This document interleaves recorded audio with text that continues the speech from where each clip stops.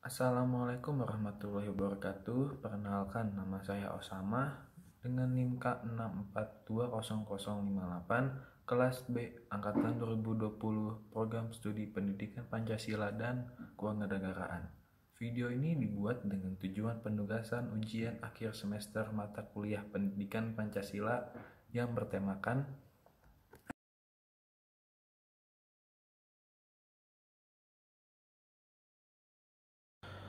Video ini bertemakan etika Pancasila dan berjudul etika bersosialisasi di lingkungan masyarakat. Sebelumnya, apa sih bersosialisasi itu?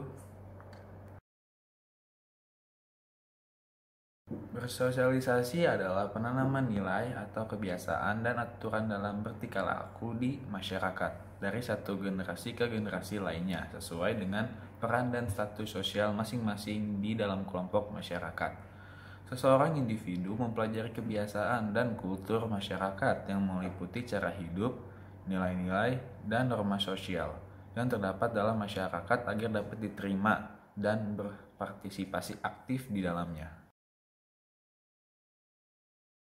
Sosialisasi kepada masyarakat, di mana ajakan tersebut pastinya setiap manusia di muka bumi ini pasti akan terlibat dalam sosialisasi, baik itu satu kali ataupun lebih di setiap harinya selama hidup. Entah itu sosialisasi secara langsung maupun secara tidak langsung.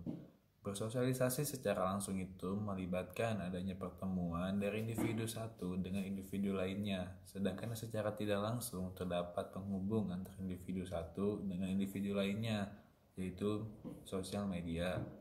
Coba pikirkan berapa banyak kali kita melakukan proses sosialisasi di setiap harinya. Di pagi hari saja kita mulai mengobrol bersama keluarga pada sarapan, lalu berpamitan pada orang tua ketika ingin pergi keluar, lalu bertemu teman dalam perjalanan, dan masih banyak kegiatan yang lainnya. Dengan hanya di kegiatan tersebut saja, kita sudah berinteraksi dan melakukan awal dari proses sosialisasi.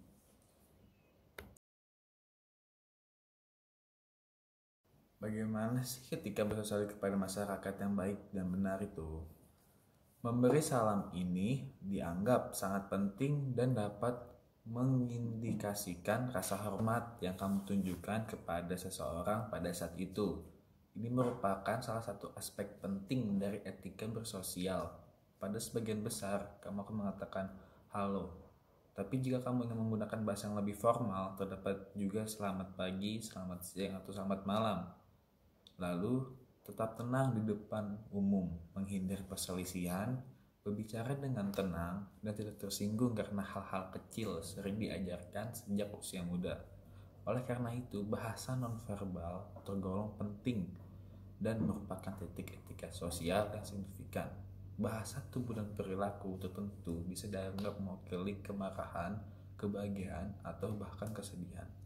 Sosialisasi memiliki peran yang cukup besar dalam kelangsungan kehidupan manusia di lingkungan masyarakat.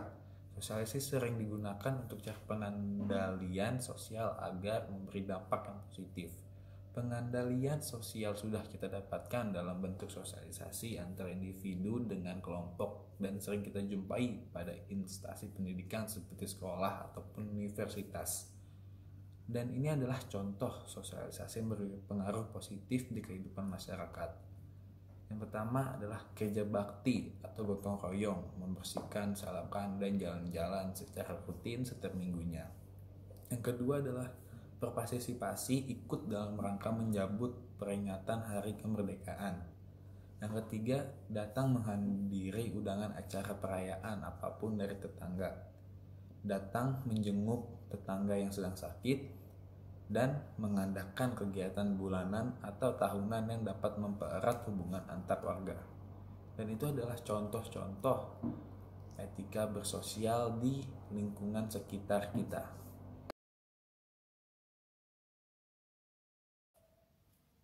Selanjutnya, mengapa kita sebagai manusia harus bersosialisasi di lingkungan masyarakat?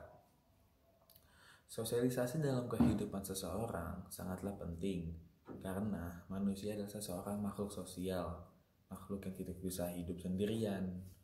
Manusia tidak dapat hidup tanpa bantuan orang lain, sangat membutuhkan teman dan membutuhkan komunikasi dan interaksi dengan orang lain. Bersosialisasi memberi pengaruh bersifat positif, akan memberikan hasil, yaitu akan terjalinnya hubungan yang baik antara pihak satu dengan pihak yang lainnya dan dapat menjalin kerjasama yang baik di kemudian hari. Sosialisasi juga berguna untuk menggunakan dan mengembangkan potensi kemanusiaannya sehingga bisa menjadi pribadi yang baik dan bisa hidup bermasyarakat dengan baik. Sosialisasi juga bisa digunakan untuk sarana belajar bagaimana menyesuaikan diri dengan orang lain dan juga menyesuaikan diri dengan lingkungan. Hal itu digunakan agar kita sebagai manusia bisa bermasyarakat dengan baik.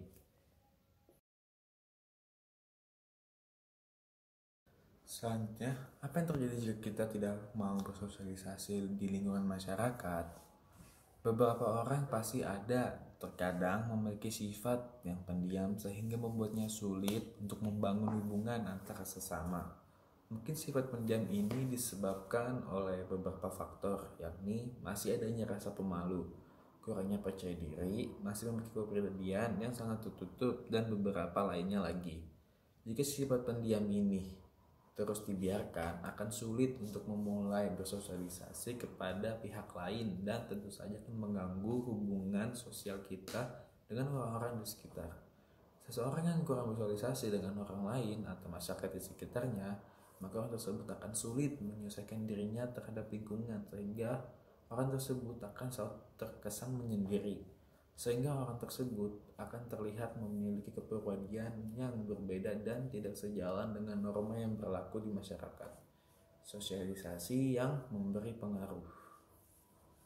Oleh karena itu, kita sebagai manusia wajib bersosialisasi di lingkungan sekitar supaya kita tidak menyendiri dan saat kita kesusahan atau sedang ada masalah, kita bisa meminta bantuan kepada tetangga kita atau masyarakat di sekitar kita supaya kita bisa dibantu. Oleh karena itu, kita tidak boleh menyendiri atau diam diri di rumah dan tidak mau bersosialisasi di lingkungannya.